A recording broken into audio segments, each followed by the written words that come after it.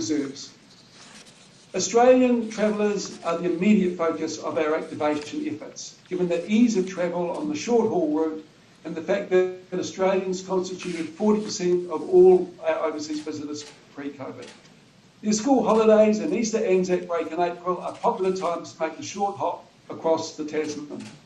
We also have our ski season getting underway from June. Historically, 71% of all international tourists who came to ski were Australians, and this generated more than $200 million in winter spending out of the $2.7 billion of their total contribution pre-COVID. The industry knows there is a rebuild ahead. International travel will be very competitive, and airlines will take time to build up their schedules and routes. Even some of the world's largest tourism operators, such as Heathrow Airport, are predicting a 5-year rebuild. So we know that international bookings from international tourists will be measured. In the first few months, we expect people will travel mainly to connect with friends or family before travel picks up for winter holidays, ski tourism, and ultimately our peak summer season in 2022-23. In the meantime, Tourism New Zealand will continue their strong focus on the domestic market. It had solid results with the Do Something New New Zealand campaign, which encouraged Kiwis to see more of their own backyard. A new domestic campaign will launch in autumn. In summary, Tourism New Zealand has worked hard over the past 2 years to keep the aspirational brand New Zealand alive in the mind of travellers. With borders now opening, Tourism New Zealand's activity becomes focused on converting holiday dreams and aspiration into action in the form of actual bookings. Our 100% pure New Zealand brand remains very compelling driver for tourists, and we can't wait to see them again. Over to you, PM. Thank you, Minister. Can I finish by saying I know from visiting tourism operators and talking to their staff how tough these past 2 years have been, and not only because of the massive loss of tourism revenue, but because we lost something we derive so much of our identity from. Thank you for the hard yards you did on behalf of all of us. And alongside you, I'm so pleased we can begin a new chapter. Happy to take your questions. Why are you waiting another month for this, and will we ever get back to pre-COVID levels? Yeah, for operators who were anticipating a reopening in July, this is a significant shift forward. By reopening in April, we capture the vast majority of Australian school holidays. We're well in advance of the winter ski season, which will be a huge boon for, in particular, tourism markets like Queenstown. This will, I'm sure, be welcome news from our operators. You can't have tourists coming in here, really, with the restrictions that we have currently in place, can you? Are you going to make any changes to How so? Limits of people in venues? Are you going to require New Zealand vaccine passes from tourists as they enter? First thing I would say, I mean, at the moment what we have are gathering limits which have not limited the ability of many of our tourism operators, albeit with additional safety mechanisms in place, to continue an offering for domestic tourists. And we would expect that to continue.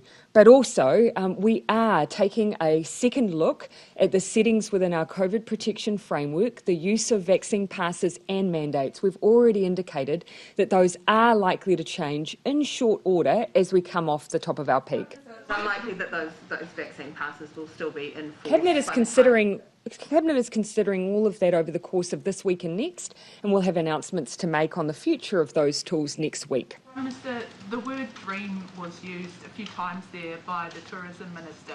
Are we finally leaving the COVID nightmare?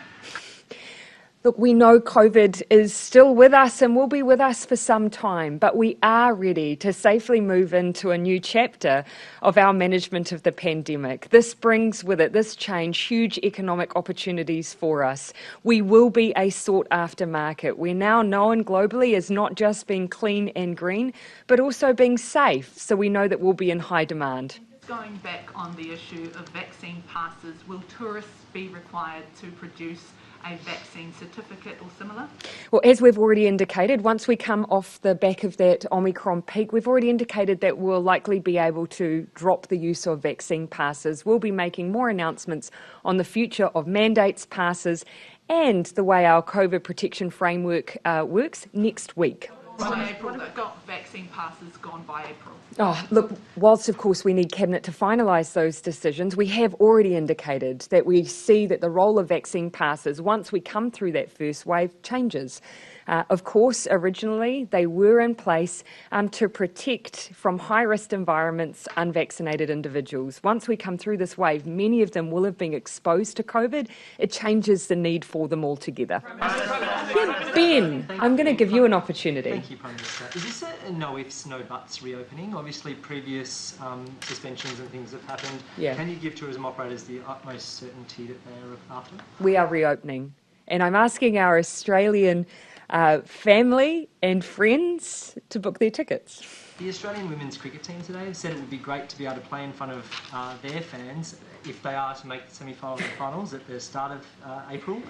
Is that possible? Yeah, look, none of the decisions around what the future of the COVID protection framework looks like are we announcing today, but as I've already indicated, we'll be signalling what that looks like from next week. Means travelling from Australia, so there's no sort of exemptions for this tournament, a tournament which you've championed and the Sports Minister has obviously championed. The date that we've set is the date that we've set. Yeah. Minister, just on what you were saying, Yeah, Jason, and then announcements would be coming next week. So is that you saying Cabinet will make decisions around what's happening with the mandates on Monday, and you'll be ready to announce that on Monday afternoon at No. We've, as I've said, we're considering over the course of this week and next, and we'll look to make announcements next week. We'll give you a little bit more detail later on. Cabinet will be considering it on Monday. We'll give you the details of the announcements and the timeframes we're working to, Jason, over the next couple of days. We're not anticipating announcements on Monday. Considering it on Monday. Jason, as you know, we don't always give every single agenda item that is considered by Cabinet, but we will be in the position to make announcements over the next week. Craig. Sorry if you mentioned this already, but when do you envisage the border fully reopening to everybody? And does it sit comfortably with you that we'll be seeing tourists return while many split migrant families won't be able to reunite yet? Well, keep in mind that what we're also talking about are those who already have valid visas to enter into the country. My recollection is there are hundreds, there are a significant number, Minister Nash may have that number, a significant number who hold valid visas who will be eligible to enter at that point as well. When it comes to those who are from non-visa waiver countries who may be seeking the ability to travel, we will be reviewing whether or not we can bring forward some of those dates also. The major issue there is not a question of safety, but a question of the ability to process those new visas in a timely way. Keeping in mind we're already dealing with a large number of people who are now being made residents through recent decisions and gearing back up a lot of visa processing. Earlier than October? Yeah, we haven't yet made those decisions, but we are looking at the ability to bring it forward, if possible. Yeah, I'll come to you, Henry. You just clarified for the visa waiver countries, people can come on visitor visas and with a visa waiver. Can they get their visa processed if they are, say, a partner of someone who's working here? Or is that visa processing still kind of on hold? Well, of course, depending on the status of someone who is already here, they may already be eligible to enter, Henry, now. So it very much depends on the status of the person that's here, determining their ability to enter and when they can enter. You're not restarting normal visa processing for the visa waiver countries? No, well, the process at the moment, we've said October. We are looking at whether we can bring that forward. So does that constraint on processing visas for non-visa waiver countries mean Sorry, Amelia, can you start that again? So that constraint on not being able to process non-visa waiver country visas, does that mean that we won't be able to see sort of the Chinese and Indian tourists? No, so one thing to keep in mind, and I am going to check, it is hundreds of thousands. I'm going to get Andrew to just get the specific number of those who already hold visas to travel. So they become eligible from the 1st of May as well. So there will be a number who will be from those non-visa waiver countries who will be able to travel from the 1st of May if they already hold those visitor visas currently. And I'll give you the number that fall into that category. So those who don't have an existing visa, yet, they will have to wait until October. We are revisiting that. We wanted to get these decisions out now, but we are considering how we might be able to bring forward other visa categories as well. And also the constraint on the visa processing means that there's a lot of staff shortages across all of New Zealand. How are we going to address, that the hospitality venues can't actually open because they don't have enough staff, even if there are tourists who want to go to their establishment? I'll give a first answer to that, and maybe Minister Nash would like to speak to that too. One of the reasons that we very deliberately, in the first and original steps, added working holiday visa holders to that entry was so we could get them in first, because they actually are part of our tourism workforce. So they are already able to enter New Zealand. Our hope is that they can start taking up some of the vacancies that may exist or the new jobs that may be created. What we're also expecting is that it will take time to build the tourism numbers. For those visa waiver countries that are eligible from the 1st of May, take, for example, North America. Many of them take up to 9 months to plan a trip to come to New Zealand. Travel here, for many, is a big deal. And so we are now well placed by announcing from the 1st of May to grab people's attention and grab them in our summer, by which time we expect that our industry will have been able to build up that capability. Minister Nash. Yeah, Prime Minister, what we did very early on is set up programs like Jobs for Nature. So people who were engaged or employed by the tourism sector in those areas where it was always going to be difficult to find other jobs could remain connected to their communities and to the sector. So that has certainly helped in places like West Coast. So we will expect some who used to work in the tourism sector will now come back into the sector due to the fact they've been able to remain in their communities through programs like Jobs for Nature. Yeah, I will come to. And then Jim. What about the maritime borders? Can Yes. we expect to see cruise ships come back? Yeah, and that's something we've actively have a work program on right now, how to ensure that we have consistency with these decisions today for our maritime border, including for cruise ships. Sorry, what does that look like? So does that mean we're going to see cruise ships coming back? Yeah, we will see the return of cruise ships. We haven't made those alterations formally to the border here today. Extra work that we need to go through, but we are expecting, of course, to bring forward the reopening for those borders as well. An estimated timeline on that? No, I don't hear now, but I'll see whether or not our officials can provide you with one. Yeah, Jim, then Mark. In the longer term, Sorry, Jim, and then Mark. Sorry. Prime Minister, looking ahead to May, have officials been talking to airlines about their plans for reopening routes to New Zealand? And yes. Is Tourism New Zealand looking at promotions for those markets? Yes. Minister Nash, would you like to speak to the conversations with the airlines and also plans for Tourism New Zealand and their promotional activity? Yeah, sure. First and foremost, the MIAC scheme, or the Maintaining International Air Connectivity, has been absolutely vital in terms of maintaining some of those air routes in COVID, and the airlines and the tourism sector have said that this has been absolutely vital. In terms of Tourism New Zealand, please be aware that throughout the whole COVID experience, tourism has continued to do a whole lot of work around aspirational brand New Zealand. They are now able to transfer their marketing into action. So whilst the aspiration and the brand has been kept alive in our key markets, they can now tell people to start booking. As mentioned, they're launching a new campaign into Australia this week on light of this decision, and also they'll be looking to launch a new campaign into Europe and the United States a little bit later.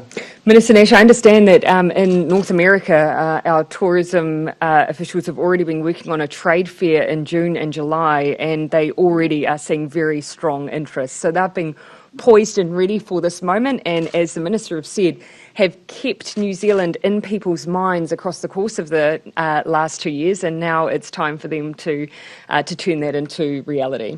So what we had heard is that things like the America's Cup, when people are in their European or US lockdown and stuck in their apartments in the middle of winter, they saw Kiwis on the Hauraki Gulf in the middle of summer, enjoying all the fantastic things that New Zealand has to offer. And keep in mind, we've been open for a lot longer in overall time period to a lot of other countries. That aspiration has built, and Tourism New Zealand has played on that aspiration and developed campaigns to turn that aspiration into action. Did you have a follow-up question? I noticed immigration instructions were just changed to allow Tourism NZ to bring promotional visitors for marketing PR. Is anything like that in the pipeline? I would need to check. Can you speak to that, Minister Nash? Yeah, I would need to check. I'll check with Minister Farfoy, but we are now, as mentioned, we are now... Well, of course, he'll be eligible from the 1st of May. But it is a good point. In the reverse, you'll see that a big focus for my future travel alongside trade delegations will be going into those markets where we know that there is a strong interest in New Zealand and using that as a promotional opportunity to bring visitors here. Mark, Luke, and then I'll come back down to Jason. In the longer term, do you have any expectation that there will be a point where non-New Zealand citizens who are unvaccinated can travel to New Zealand, maybe still needing a pre-departure test? Yes, I expect that over time we will keep seeing changes. We haven't made those decisions today, but I anticipate we will continue to evolve our response. We are continuing to look at, for instance, pre-departure testing. You'll have seen we've already changed. Originally we required PCR, now we use rapid antigen testing, but in a supervised environment. I imagine that we will evolve that approach as the numbers become larger as well. If someone goes... Prime Minister, it's worth noting that actually a lot of the airlines require passengers to be vaccinated or have a pre-departure test before they're even allowed on the plane. So they are the first barrier to entry for unvaccinated anyway. Mark, I'll let you finish and then I'll come to Luke. If someone goes overseas and gets tests positive for COVID, how long do they have to stay there and recover before they're allowed to come back? What's the procedure? Because often those pre-departure tests can show up with a positive result if they're no longer infectious. Yes. Well, of course, you see that less with rapid antigen testing. So that's probably lesser of a problem now than it has been in the past. You've got that much narrower window where it's demonstrating, where it's showing infection. When it comes to someone who may be in New Zealand, we will ask them to if they get COVID while they're in New Zealand, we will ask them to follow the same rules as anyone else who has COVID when they're in New Zealand, and that is stay home, get better, before you start moving about again. That's not unusual. A number of countries still have isolation requirements for people who have COVID, so we're not out of step, I would say, with many others. Prime Minister, I think I had Luke. Prime Minister, just on the pre-departure testing from Australia. Tourist Australians wanting to come over here, will they have to go to like a private lab and pay for it, or will they be able to get it through, through Medicare or like a free pre-departure test? How's that going to work? Because obviously the cost of a pre-departure test can be a reasonable portion of the cost of a flight. Yeah. So at the moment, we're asking for a supervised rapid antigen test. So I can't speak in detail to the offering of where that is undertaken. Of course, in New Zealand, you can get that done at your GP and in other sites reasonably easily. You can have a supervised rapid antigen test. And the only reason for the supervision, of course, is because then that gives you some form of proof of test. I do expect over time we'll see the evolution of the way that we're doing this, but at the moment, rapid antigen tests are available in most markets where we expect to see travel. Australia, for example, it'd be most likely that you might have to go to a pharmacy or a cath lab and they'll just supervise it, cite it. Exactly. Anywhere that you're able to then have that documentation that you can use at the border, basically. Can you also apply to the 2 tests once they arrive here? So the 2 tests are exactly as we do it now. They come in at the border, we give them their tests, and that we have an expectation that they undertake them across the course of their time. No requirement to have that supervised at the time that they're taking those tests? No, it's just the same as the rules now. We do require them if it's positive to report that in, and we use an 0800 number that can be used for that just to make it easy for a visitor who won't have the same My Health record online as other New Zealanders. I'm going to... Is that a follow-up, Henry? And then I'll come to you, Jason. Still get a follow-up PCR from a rat, a few tests positive. Yeah, so at the moment we are wanting our international travellers to have that follow-up PCR because it's part of our surveillance regime. It allows us to see what's happening with variants. So we are using that as a tool at present. But at the same time, we are looking at whether or not there are other ways to build in that surveillance that might give us a bit of early and more diverse surveillance, so sampling of different flights from different parts of the country. So we'll keep analysing what will be best practice at the border. For long term, when people might be, very deep into the New Zealand wilderness when they get their positive rate. Yeah, so this is, I guess, the point. So in the early days, we expect that we'll gradually grow our numbers. In the intervening period, we'll look at things, for instance, like whether or not we take a samples from particular flights that are saliva before you even leave. You know, light touch, easy to do, but a good way to keep the surveillance up. So we'll keep evolving. What we want is gold standard surveillance at the border. In the same way that New Zealand's great at biosecurity, that we become really efficient at this kind of surveillance so that visitors aren't necessarily slowed down by it, but we're able to keep them safe and ourselves safe. Yeah, Jason. Sorry to come back to this, but It's okay. can I just get some clarity around next week? So next week you will be making an announcement around the future. Jason, I'm not going to give you the days today, No, but I don't need the dates. I just next week that is. I've actually on Monday gave you an indication that over the course of this week and next we would be considering, and that is because we have a cabinet committee and a cabinet process, and it's going through the full process. I'm not going to give precise dates because, of course, sometimes these things bounce around a little bit as we make decisions, but as soon as we have precise timelines for announcement, we'll make sure we share them with you. Yeah, Ben, I'm just going to take liberties given you're our Australian cousin today. One for you, one for Mr. Nash. Go for it. So can you guarantee that Australians will be well cared for if they catch COVID and get sick Yes. in New Zealand? And what's the expectation if they just get COVID and aren't necessarily sick, they have to hunker down somewhere?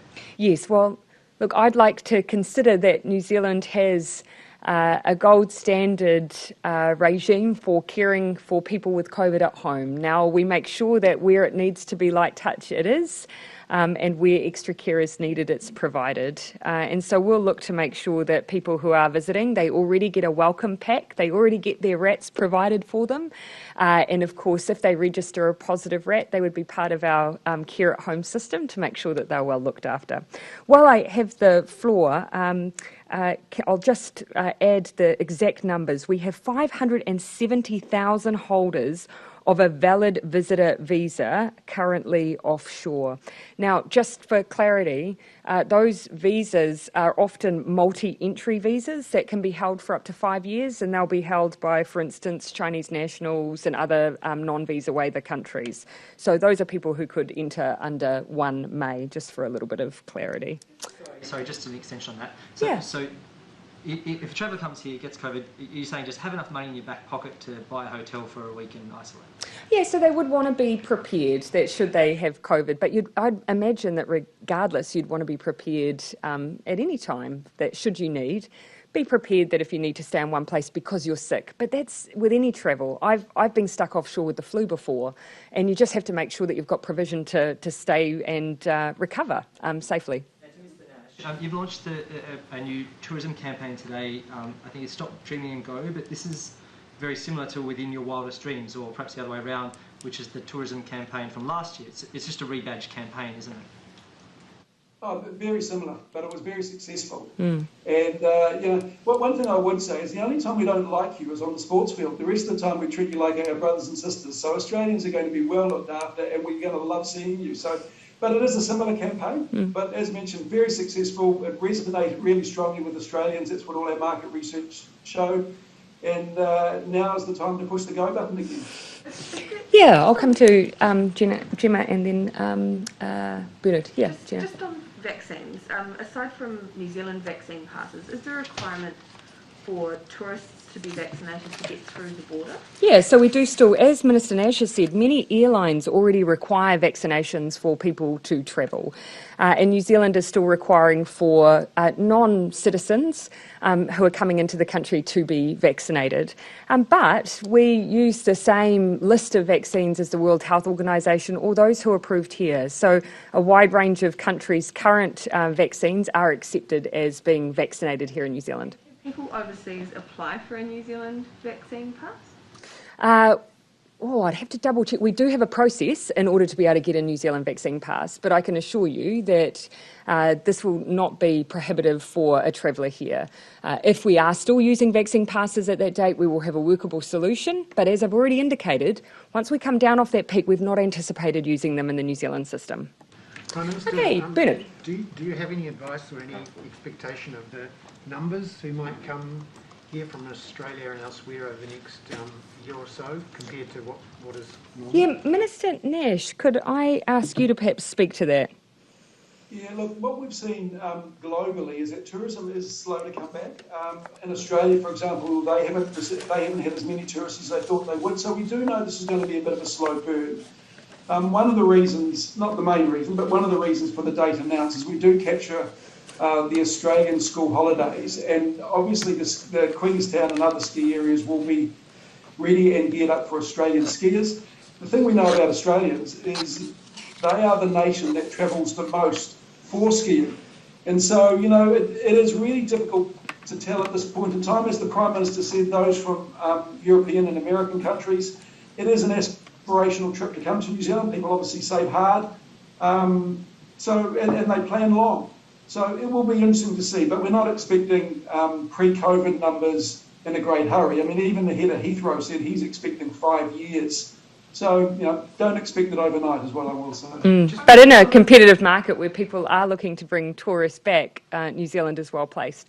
The one other point I neglected to make is that for some non-visa waiver countries where we have in the past had large markets, it's actually some of the restrictions that exist in country that are also prohibitive. In China, my recollection is that you're required to isolate for 3 weeks on return, so there are other elements at play that will affect travel in those areas. Just on another Better issue. than I come to Amelia and then, sorry, Craig, I have neglected you. Just on another issue, the Ukraine war, US officials say they believe China has decided to send missiles and drones to Russia to use in Ukraine. What's your message to China about supporting Russia? I haven't been briefed on that, and nor could I speak specifically on any of the statements that are being made by US officials in that regard.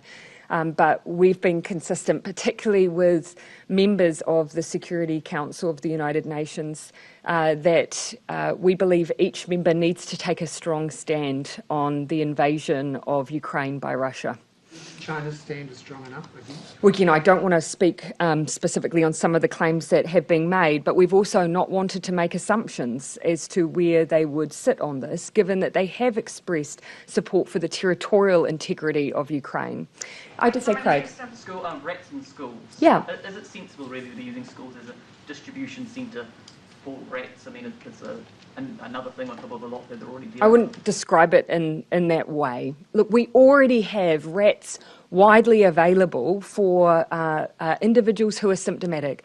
But the reality is, every parent will know that there'll be a time or an occasion where their child may be perfectly fine when they go to school and then suddenly may come down with a fever, a sore throat, or feel unwell. This is a really practical thing we can do to make it easy for families if their child, when they're sent home, goes home with a rat and rapid antigen test for the family. It's just to make it easier. To what extent are we seeing in this outbreak schools as a vector for transmission? We're seeing schools as being reflective of what's happening in the wider community. I reflect here and draw heavily from experts like Dr. Jin Russell, who has said that schools will simply reflect what you see going on around them, and that it certainly appears to be the case in our experience. GPs are saying that they can't keep up at the moment and are worried Sorry? about... GPs are saying that they can't keep up at the moment. They're worried about competing demands of flu, RSA and whooping cough. When are we going to shift away from COVID and let doctors catch up on everything else?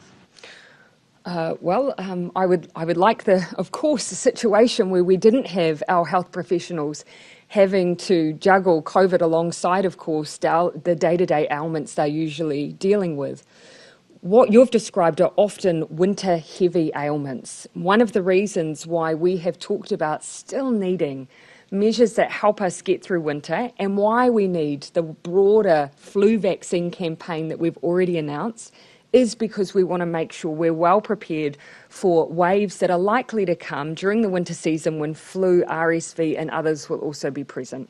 Got a message for Minister Hipkins, who's just tested positive for COVID? I spoke to Minister Hipkins this morning. It's fair to say he did sound under the weather. We still managed to get a few work things done, but as with anyone who has COVID, I wish him and them the speediest of recoveries and just really want to support rest. It's one of the best things that people can do to aid their recovery. You'll get it. A lot of people around you seem to be going down with it. I'm not saying that you're... No, thank you. Look, I've the expectation, I'm sure like everyone does, that we all need to be prepared just in case. So I don't see myself as being superhuman. I face the same exposure risk as everyone, and I hope I'm as prepared as everyone else just in case. On visa waiver countries, you mentioned that Yep. some of them have restrictions. And then I might finish here. Like long yeah. isolation Yeah. periods needed, but that doesn't stop us from setting our reopening date. So why have we not been given a reopening date for non-visa waiver countries like India, like China? Simply because in those circumstances, there are more factors that we need that are in play, like, for instance, the substantial processing that we'll need to have capacity for those non-visa waiver countries. I expect that we'll be able to give a clearer picture on the reopening dates for those markets shortly.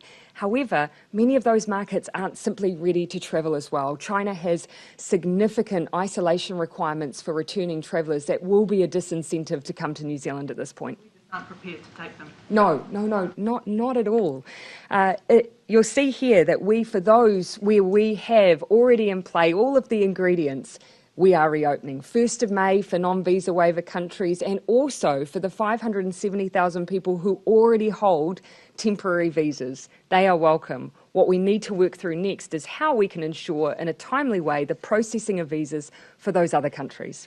Lillian, and then we'll finish with you. Just 2 questions on rats in the schools. Yep. Can you give a sort of specific date on when those tests will actually be with the schools who opt in?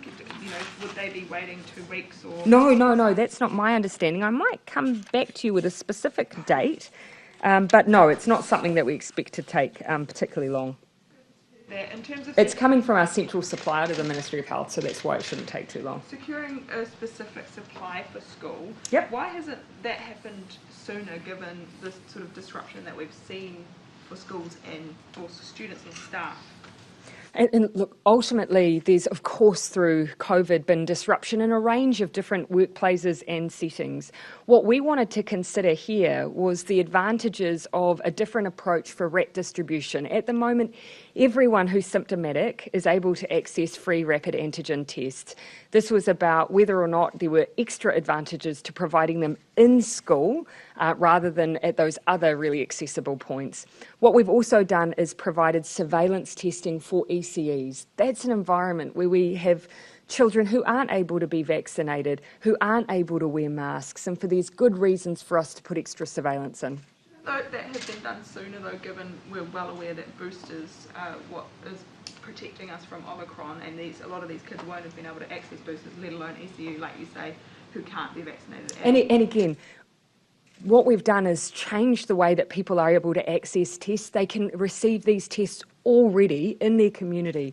1.4 million tests were distributed in one week recently. We have wide availability. This is just an extra way to distribute them to families. All right, okay, maybe last one. Are you still scanning in, and what's the point of it? Yeah, look, one of the things that we'll be considering is the way that contact tracing will be used in the future of our COVID management. There are still some high-risk environments where, for instance, aged residential care, where you do want to make sure that you have a good understanding and system to be able to contact trace. But more broadly, we do need to look at whether or not it's a tool we still need, and that's one of the things Cabinet is considering over the next week. Yes, I am. But just so you know, I keep 2 systems. I, of course, have a paper-based system that you'll see I release as part of my proactive diary release, and also I supplement it with scanning too. Thanks.